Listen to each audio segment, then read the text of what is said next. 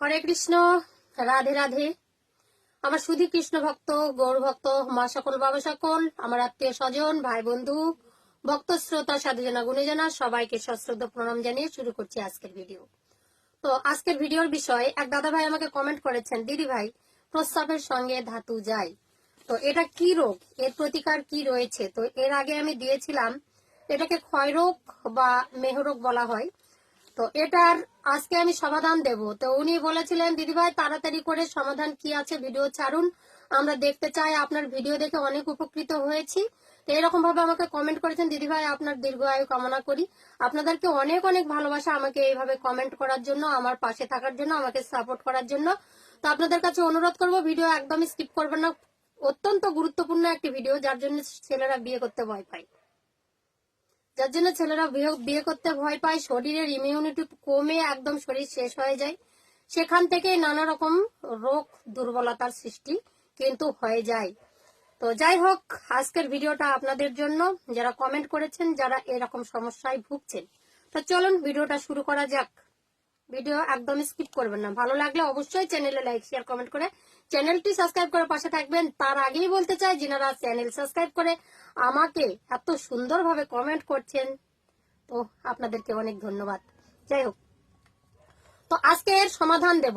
এর আগে আমি ভিডিওটার কারণ দিয়েছি, কি কারণে এটা হয়। তো আমি একটা কথা বলবো, এই যে শীতের সময় দেখবেন নারকেল তেল, তাই না, নারকেল তেল, ঘি, এমন এমন জিনিসগুলো আছে যেগুলো হচ্ছে রোদ না দিলে গলে না। তা প্রত্যেকটা ব্যক্তির দেহের মধ্যে যখন বীর্য বা ধাতুর সৃষ্টি হয়, তো তখন জিনিসটা কিন্তু ঘন থাকে, গাঢ় থাকে। তো নিজেদের অভ্যাস খারাপের জন্য সেটা ধীরে ধীরে গলতে সৃষ্টি করে।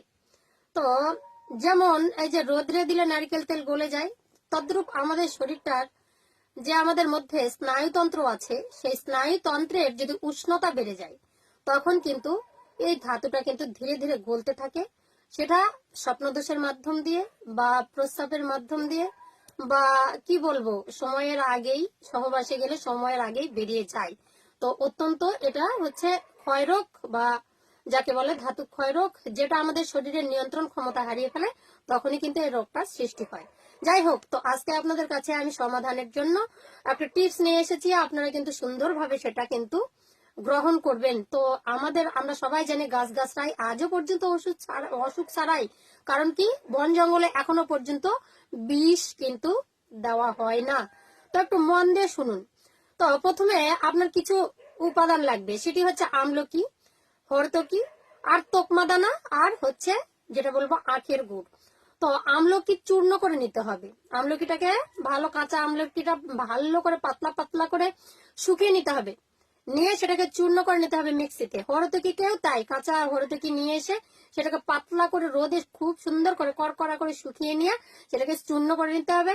আর তোকমা দানা, তো আপনারা কতটা ওষুধ পরিমাণে করবেন, তো আমলকি নিয়ে নেবেন আপনারা 150 গ্রাম, হরতকি নিয়ে নেবেন 150 গ্রাম, তোকমা দানা নিয়ে নেবেন 50 গ্রাম মতো।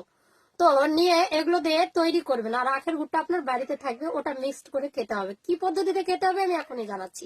তো এক বাটি চায়ের কাপে হাফ বাটি বা হাফ কাপ জল আপনারা নেবেন, ঠিক আছে। সেখানে 1 চামচ হরতকি চূর্ণ আপনারা দেবেন, আর 1 চামচ আমলকি চূর্ণ দেবেন, আর সেখানে 1 চামচ দেবেন আখের গুড়, আর 1 চামচ তোকমা দানা। তোকমা দানা ঠিক তুলসী বীজের মতো একটু দানা পাওয়া যায়, সেটা গ্যাস অম্বল অ্যাসিডিটির করতে খুবই কার্যকারী।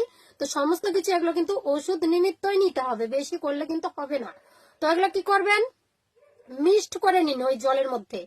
তো জলটা আপনারা একটু হালকা উষ্ণ গরমও করে নিতে পারেন, জল যেটাকে কুসুম গরম বলা হয়।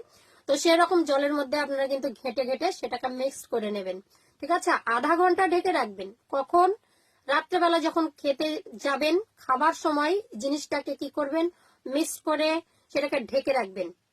খাবার আধা ঘন্টা পর সেটা কিন্তু আপনাকে খেয়ে বিছানায় শুইতে যেতে হবে।